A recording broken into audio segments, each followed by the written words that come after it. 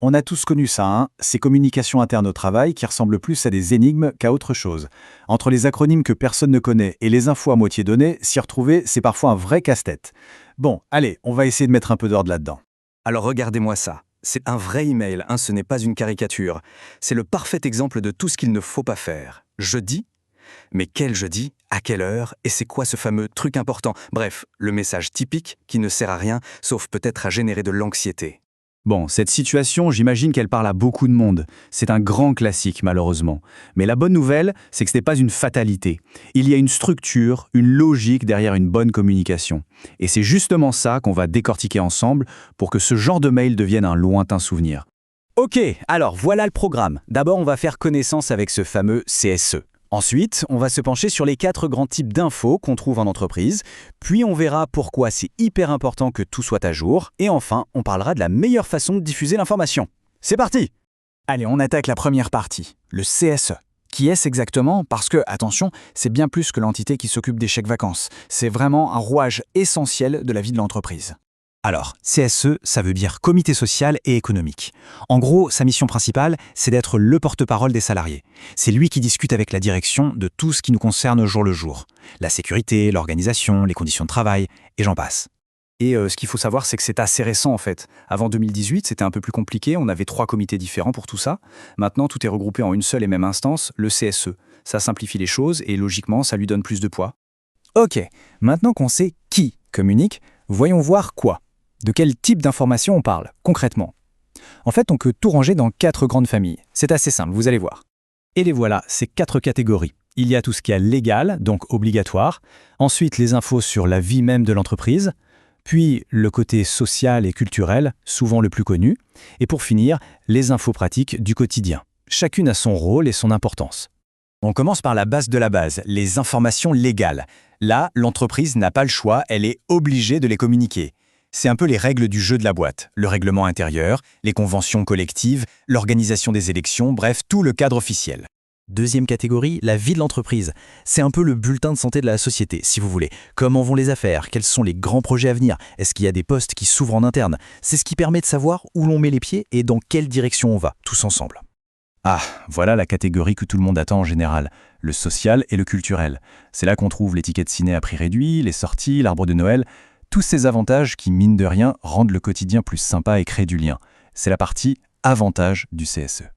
Et on termine avec les infos pratiques, celles qui peuvent paraître être des détails, mais qui sont hyper importantes au jour le jour. Le menu de la cantine, un changement d'horaire, un problème sur le parking, toutes ces petites choses qui peuvent faciliter ou au contraire compliquer une journée de travail. Bon, on a nos 4 catégories, c'est super. Mais il y a un piège. Une information, même la meilleure du monde, si elle est périmée, elle ne vaut plus rien. Pire, elle peut même devenir un problème. La fraîcheur de l'info, c'est vraiment la clé du système. Évidemment, tout ne se met pas à jour au même rythme. Une urgence, comme une alerte sanitaire, c'est de l'instantané. Un organigramme, ça bouge peut-être tous les mois. Et un bilan social, c'est d'une fois par an. Le secret, c'est juste d'avoir un plan, un calendrier, pour que chaque type d'info soit rafraîchi au bon moment. Qui n'a jamais vécu ça?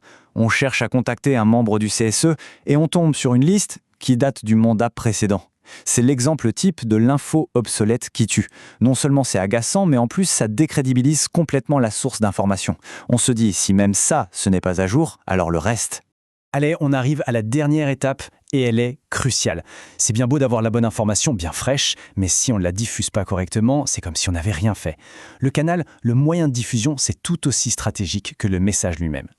Et des canaux, il y en a un paquet. Ça va du bon vieux tableau d'affichage en liège, qui est d'ailleurs toujours obligatoire pour certaines infos légales, jusqu'à l'application mobile qui envoie des notifications. La clé, en général, c'est de ne pas tout miser sur un seul cheval. Une info importante doit souvent passer par plusieurs canaux pour être sûr que personne ne la rate. Et voilà, on revient à notre fameux email du départ. Regardez la différence entre l'avant et l'après. C'est le jour et la nuit, non? On passe d'un truc flou qui angoisse tout le monde à une information claire, nette, précise. On sait de quoi ça parle, qui est invité, où ça se passe, quand et pourquoi. Tout y est. Une bonne communication, c'est aussi simple que ça. Prenons un cas d'urgence, une grosse fuite d'eau par exemple. On imagine bien qu'on ne va pas se contenter d'envoyer un email en espérant que tout le monde le lise à temps. Non, là il faut une stratégie. Un SMS pour l'alerte immédiate, un coup de fil au manager pour qu'il relaie, un passage dans les bureaux pour vérifier, et seulement après, quand la situation est maîtrisée, un mail pour tout expliquer. Chaque canal a son utilité selon le degré d'urgence.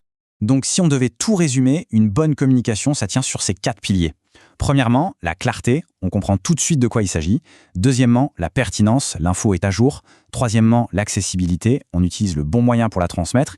Et quatrièmement, l'action, on sait exactement ce qu'on doit faire s'il y a quelque chose à faire. C'est une sorte de checklist en fait. Et voilà, le tour d'horizon est fait. On a maintenant une sorte de guide pour y voir plus clair dans la jungle de l'info en entreprise. La question qu'on peut se poser maintenant, c'est, en regardant son propre environnement de travail, sur lequel de ces 4 piliers y aurait-il le plus à améliorer? Ça laisse matière à réfléchir.